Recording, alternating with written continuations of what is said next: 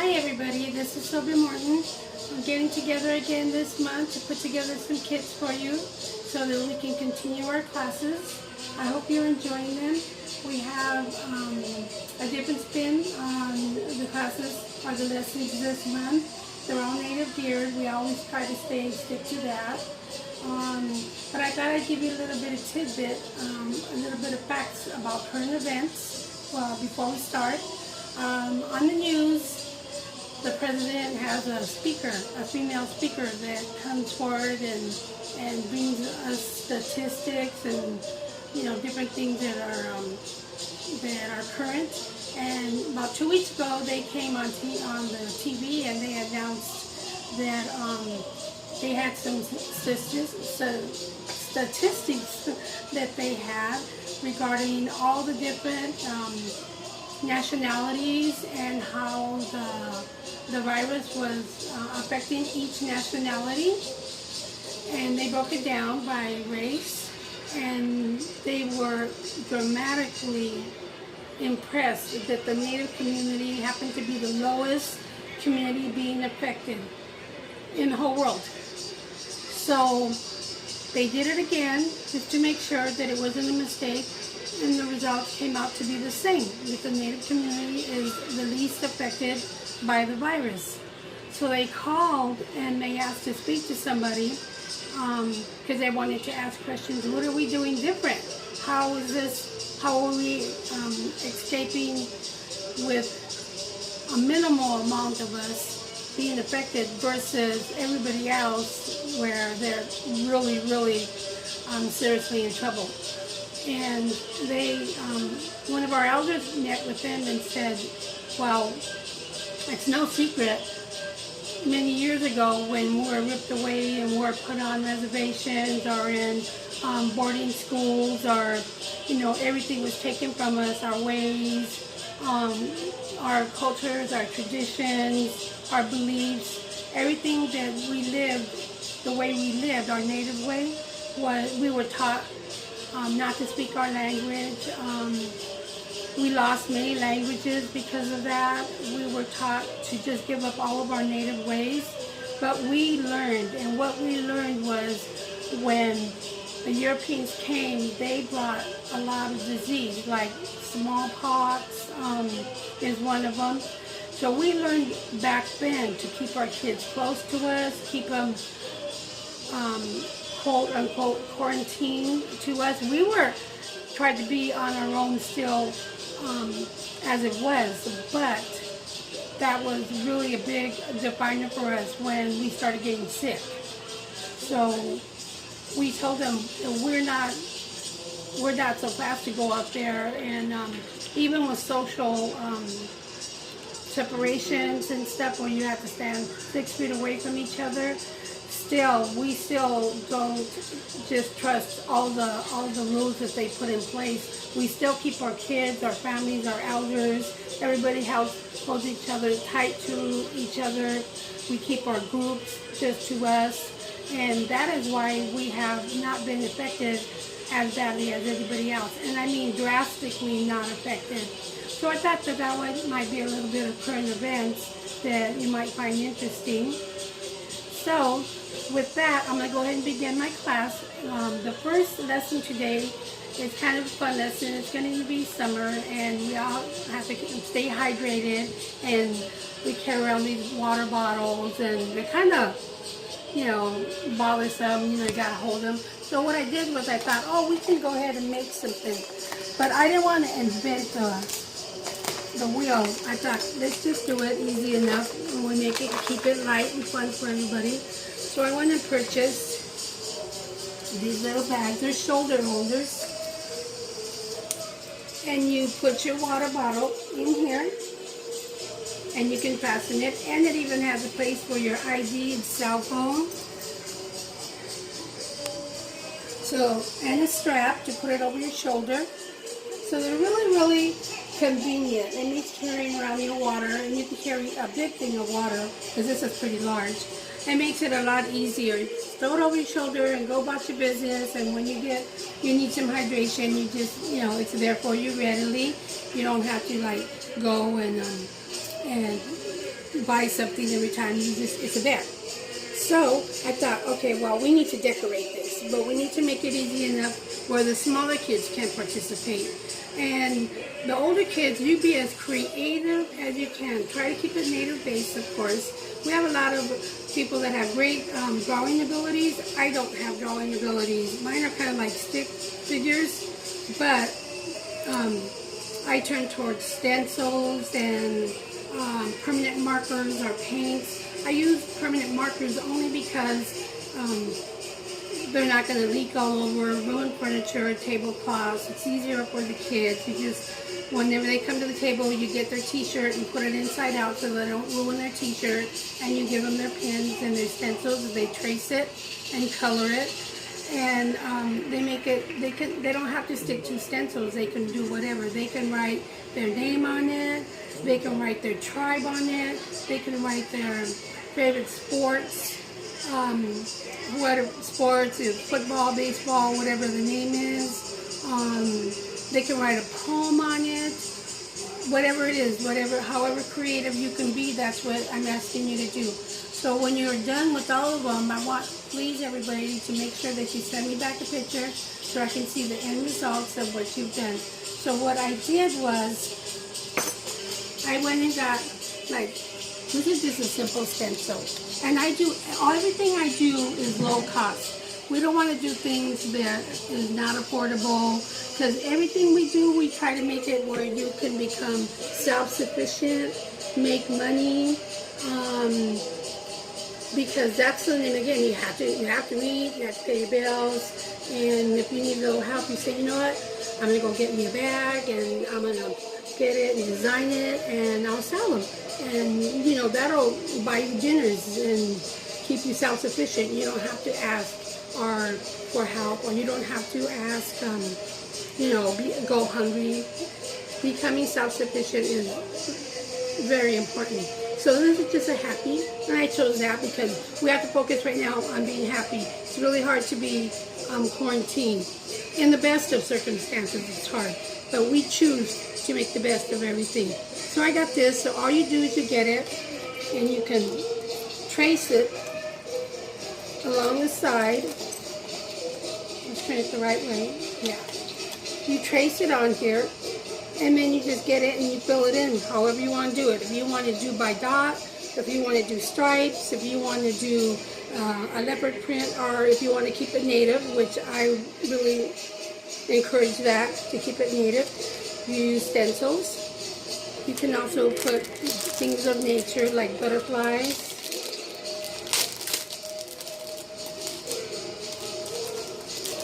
So all you do is you get it, and you do the back too, and you pencil in your butterfly with a stencil, and then you just fill it in. You can also, if you want to go fabric, I have a little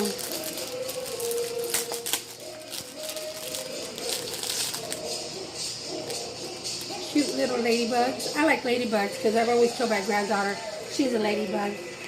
So you can just get them, and you can just put them on however you want to. So that, in a nutshell, is keeping it easy. It's not going to take you all day. You won't get frustrated, and you'll have a project from start to finish in half-hour tops, probably. Unless you're like a true artist and you're going to get down and really do like an actual, you know, cartoon scene or whatever it is. But yes, this is the one project that we're offering. So I want to see everybody use all their talents. That's what it's all about. We are very creative by nature. We're innate. We have this innate ability to be creative because we're native, and that just gives us a leg up. I'm sorry, I really believe that. There are a lot of people that they don't know that they have abilities, and you just introduce something to them, and before you know it, they own it, and they've actually like went over and beyond what was presented, and they're like creating this wonderful stuff, and I really, really enjoy that. The whole thing about any of my classes that I teach is I would like to see everybody be able to do everything and be creative when they do it, and be able to pass it on to the next generation and to bring these abilities out on people that they didn't even know they were creative. Maybe they thought, oh, I'm really good at math, and so they excel at that. That's really good. You know, everybody has a talent. You just got to find that talent. So this is one of the things that I really, really encourage, to be able to give your own classes, to be able to make a living if you want to do that, if you want to pursue it. There's not a lot of competition out there, so I really do encourage you to find your niche in life, and whatever it is you're going to be doing, just practice, practice, practice, and you will get better. Just like an instrument. If you want to learn how to be a drummer, you're not automatically. Maybe some people can't keep beat. Some people have it in already, and some people have to learn how to do it. But that doesn't mean they can't be like fantastic. So practice makes perfect. Thank you very much. I hope you enjoy. Hi everybody, this is Sylvia Morton with Lesson Plan 2. It's a basic medicine bag. That's kind of basic go-to. We have many different styles that we have in medicine bags. I'm keeping this one simple and starting from scratch. So what I did was, we went and purchased just a big bunch of leather here, and then I got a piece of paper, and make your own patterns. Then I got a piece of paper and I just cut it. This was a square, and then I got it and folded it over about the size I wanted to. But remember this was square, and I wanted this to be round and tapered. So what I did at that point was I just cut it right here, and then I just cut it right here to make it, give it a round. I didn't want the square look, I wanted a round look.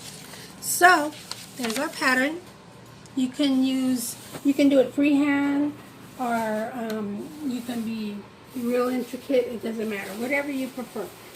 You do it to your skill level, so you're careful, and every time you do it, you'll get better and better. So all you do now is, it doesn't matter what side you're gonna write on. So you just trace your paper.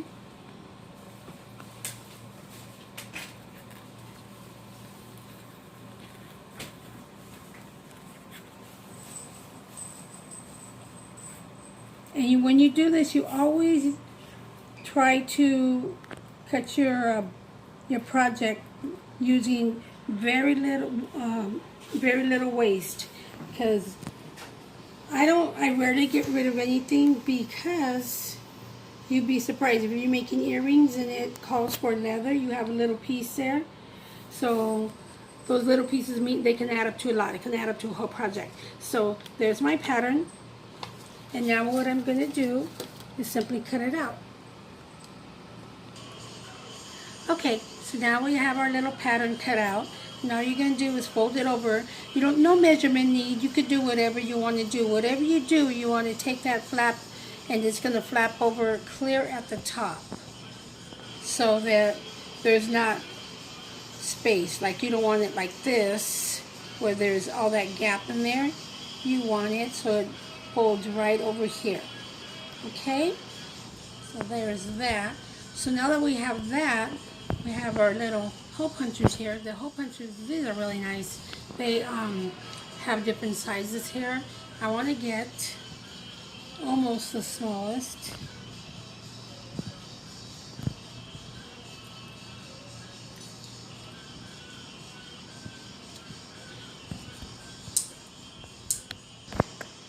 So you're going to leave this open, and now you're going to cut your holes along both sides. And you want to keep, if you do one hole here, you're going to go directly across and do the next hole. If you do one here, one hole here, you're going to go directly across here. If you do one here, directly across. You don't want them to be like a bunch all right here and then the rest. They have to be symmetrical across from each other, so that they line up. Okay, so I just get this little tool, and you don't need to go real far in it, just about like this, because you don't want it all hanging over all floppy. And you get it right almost to the edge, and you just cut your little hole. There's one.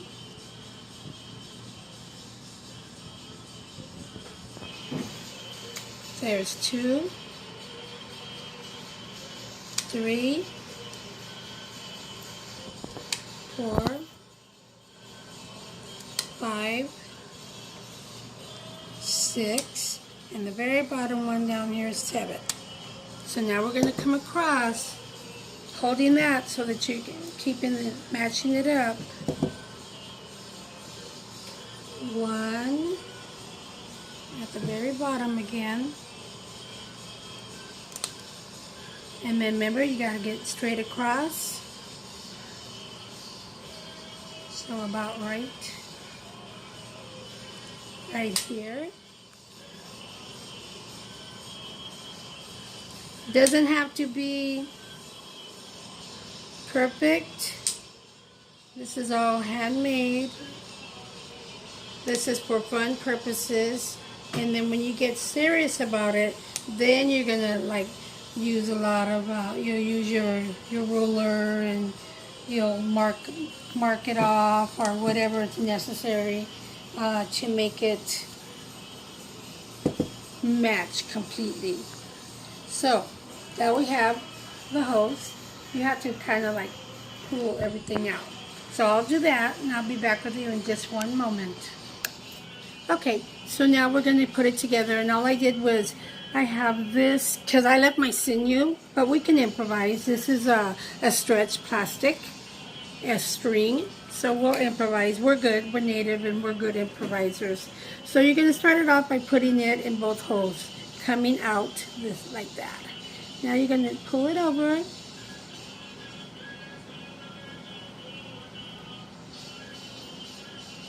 Going to take it back and forth all the way up to the top. Okay, so now that we've got the hose all in place, I went ahead and I cut the string. The string's about this long. It's about 14 inches because you got to thread it through. So and then I tied it. I started at the bottom. I put a knot in each of them because I put it in through the 2 bottom holes. See? And then I tied a knot, and I tied a knot again to secure it. Now all you're going to do now is just weave it in and out all the way to the top.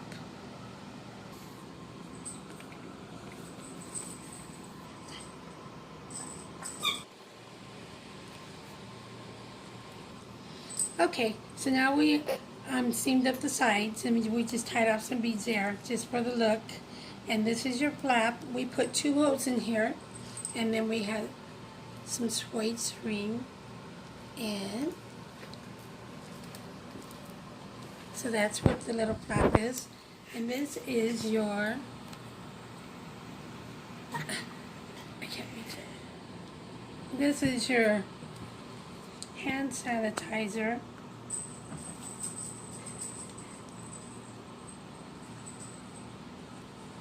Bottle. So you have that there, and what you do is pull these down because it's really tight fit. The beads were really little, and that's what you want, it's a tight fit. So now you get this string, and you gotta have something to hold it with, right? And you will just cut you a long piece, and you tie it off right here, in here. So I'll go ahead and do that so you can see that. Oh my. Just get your little hole maker here, your hole punch. Put one on this side, and you get it right here, and you put one on this side. So when you're threading this through, this is Coco. Coco. This is Aaliyah's sister. Oh. Yes, you are. You Aaliyah's sister? So then when you tie your knot, you just tie a regular knot, but you put it through 1, 2, 3. Yeah. And then you pull it down, both edges. And you cut it right here. Okay. So now we finished this project. We're just putting in the last little ties. And putting them down. And this is your hand sanitizer holder, medicine bag. The person that shot this video is Aaliyah. This is my granddaughter, Sammy. Hi. You guys know Sammy already. And this is Aaliyah's sister, Coco. And of course, this is a family affair. Always, the kids are always involved in all their native heritage. So we hope you enjoy the video. We hope that you have fun doing it. And there'll be more to come next month. Thank you.